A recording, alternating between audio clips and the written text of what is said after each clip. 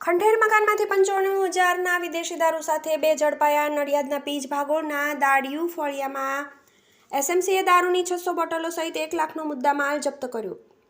4 સામે ગુનો. નડિયાદના પીજ ભાગોળના દાડિયું ફળિયામાંથી ₹95,000ના વિદેશી દારૂ સાથે 2 શખ્સો ઝડપાયા હતા. જ્યારે દારૂની હેરાફેરીમાં અન્ય 2 શખ્સો સંકળાયેલા હોવાનું ખુલતા ગાંધીનગર એસએમસીએ ₹1 લાખનો મુદ્દામાલ જપ્ત કરી 4 શખ્સો વિરુદ્ધ નડિયાદ ટાઉન પોલીસ મથકે ગુનો નોંધી વધુ તપાસ હાથ ધરી છે.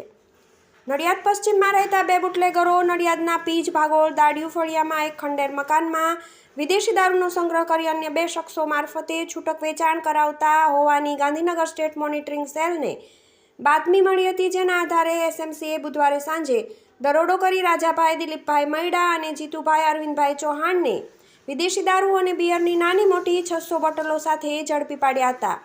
બંનેની પૂછપરછમાં નડિયાદના વલ્લભનગરમાં રહેતા ઇકબાલ ઉર્ફે મુન્નો બયુખાન પઠાણ અને ઓરડીનો માલિક સચિન જીતુભાઈ મૈડા દારૂ મંગાવી છૂટક વેચાણ કરી હેરાફેરી કરતા હોવાની કબૂલાત કરી હતી. એસએમસીએ ₹95,785નો દારૂનો જથ્થો, મોબાઈલ સહિત કુલ ₹1,07,85નો મુદ્દામાલ જપ્ત કરી 4 શખ્સો સામે નડિયાદ ટાઉન પોલીસે મથકે ગુનો નોંધી 2 શખ્સોને ઝડપી પાડવા તપાસ હાથ ધરી છે. TV18 news Nadiad.